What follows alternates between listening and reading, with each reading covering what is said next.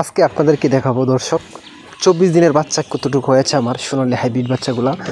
তো আশা করি যে যেখান থেকে দেখছেন ভিডিওটি অবশ্যই আপনাদেরকে কিছু না কিছু উপহার দিব। তো আশা করতেছি সবাই যে যেখান থেকে দেখবেন ভালো থাকবেন, ভালো আছেন, সুস্থ থাকবেন। সবসময় আপনাদের প্রতি আমাদের পরামর্শমূলক ভিডিও পেতে অবশ্যই আমাদের চ্যানেলে থাকবেন। তো কথা না বাড়িয়ে দর্শক চলুন চলে যাই আমরা মূল কথাতে। আজকে আমাদের যে এই যে বাচ্চাগুলো দেখছেন অবশ্যই সোনালী হাইব্রিড বাচ্চাগুলো, যারা আপনারা পুরাতন কামারি অবশ্যই দেখলে চিনতে পারবেন। তো এই বাচ্চাগুলো হচ্ছে আজকের বয়স সীমা, যেটা আজকে নিয়ে ইস্যু আমাদের ভিডিওতে। আজকে যে মূল কথা নিয়ে কথা বলবো সেটা হচ্ছে আজকে এই যে বাচ্চাগুলো দেখতেছেন এই বাচ্চাগুলোর বয়স 24 দিন। তো অনেকেই বলতে পারেন যে 24 দিনের বাচ্চা তাহলে আপনি বিক্রি করবেন কত দিনে, কতটুকু ওজন হবে, কত দিনে কত বস্তা খাদ্য খাবে, সেই বিষয়ে আজকে আলোচনা করব। তো অবশ্যই না টেনে ভিডিওটি পুরো দেখবেন, তাহলে অবশ্যই আমাদের যে মুরগি 24 দিনে কীভাবে হয়েছে, কতটুকু হয়েছে, কতদিন রাখবে আরও 1 কেজি হতে, সে বিষয়ে কথা বলবো।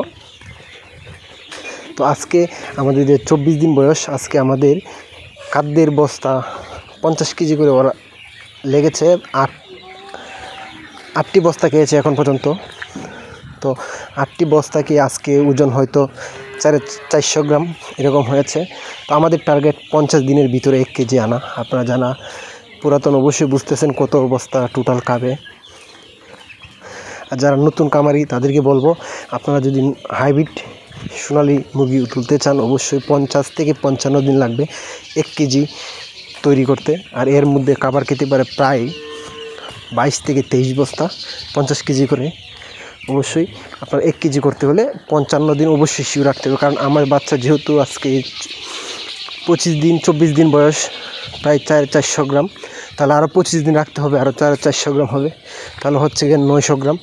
তো দর্শক এই ভিডিওটি তাদের জন্য যারা আপনারা জানতে চান যে 1 কেজি একটা মুরগি তৈরি করতে কত দিন সময় লাগে ও কতটুকু খাদ্যের প্রয়োজন হয়, আপনারা এটা ক্যালকুলেশন করে অবশ্যই বুঝতে পারবেন কত টাকা কেজিতে আপনারা পাচ্ছেন ও কত টাকা ব্যয় হচ্ছে একটা মুরগি পালন করতে।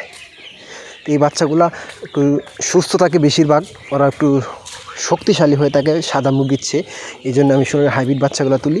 তো আজকে 24 দিনে আলহামদুলিল্লাহ আমার মাত্র 600 পিস বাচ্চাতে 3টা বাচ্চা মারা গিয়েছে। আর যেগুলো আছে সবগুলো সুস্থ রয়েছে। মাঝে মধ্যে যে অসুস্থ হয়েছিল সেগুলো আপনাদেরকে দেখিয়েছি, সেগুলো কিন্তু ওষুধ খেয়ে আমরা ভালো করে রেখেছি।